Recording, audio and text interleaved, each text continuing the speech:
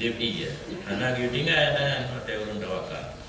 Wakil kantori luhul wakil jalla wakil no tinggal ke bawah kalah dia ke wakil lantalah kira ni kan.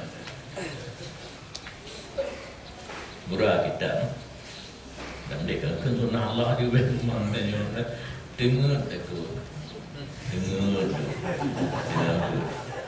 yang bantu kerja ke dengar wakil buka kitab lain fikir buka kitab fikir buka wakil ni Allah Ta'ala pi wakil tapi kan wakil untuk wijak nikah tempat berserah di hasbi Allah wa ni'mal wakil.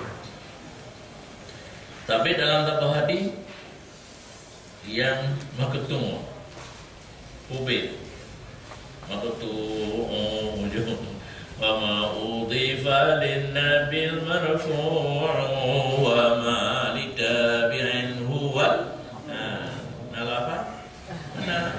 Kedua tak tinggal bau ujung tinggal diurang letak yang baru tahu hingga kamu perlu tahu tinggal yang benar tinggal pada perlu tahu umur 20 kan ada berada ini 65 20 tahun 6 kali lebih kuning ini anda anak apa? Saya beringat. Wama udhifa lin nabiyil marfu'. Satu hadis yang qala nabi baura yang marfu'. Wama litabi'in marfu'. Tabi'in itu Syafi'i. Ya. Qala Abu Hanifah. Qala Abu Hanifah yang kedua. Ana langsung kepada anak Man ihtajama yawma thalatha li sab'a sanata min as-sah kana lahu dawa min da'i sanatin. Barang siapa membekam urut thalatha tanggal 17 di bab bulan. Nalah baginya ia membekam baginya itu ubat daripada penyakit hidung. Mangat harap ubat membekam.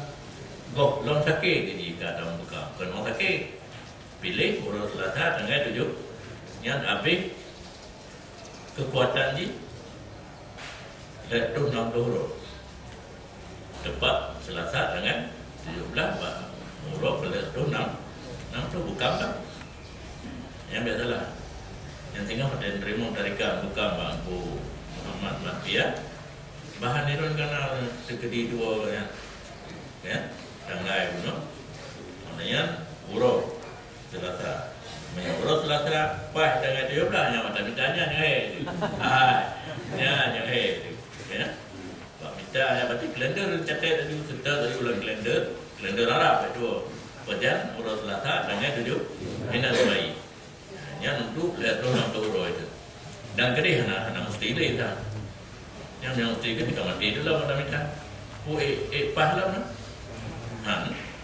ada teh penahan pikirannya ada nasi pulau. Yang penting apapun urut Selasa dengan 17 bulan Arab yang itu 60 huruf kekuatan. Tapi yang pokoknya keyakinan yang hati goyang kena coba. Dan adapun perintahnya Nabi SAW maka semua memerintah oleh konsiro ni pak sahabat dengan berobat dan dengan pantang. Jadi lagi perintah Nabi menunggu yung buka para sahabat pun lagi yang giyung obat dan giyung himyah kena pantang. Karena dalam kaedahnya berpantang sebelum sakit lebih baik daripada berobat sesudah sakit. Dia menyai daragannya juga kalau sakit pantang. Pantang makanan ini dua posisi, dari satu sisi mendatangkan manfaat, dari satu sisi yang lain mendatangkan mudarat. Dia manfaat dah baju pada dia dia di kolom drop yang pun jangan kita buat lalu bilang aja lu mantu kalau pegang kan Kilo dah makanan yang mendatangkan manfaat, baju buat tadi, piu kalau dari segi makanan yang mendatangkan basuh makanan, ada makanan. Belum habis digiling yang ke dalam perut kata basuh lain. Habis digiling 6 jam.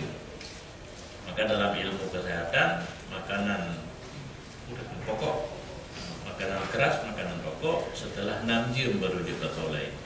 Yang masalah di kanduri. Yang yang sibah, maka ada yang dengkula sakit itu karena kanduri. Tapi kamu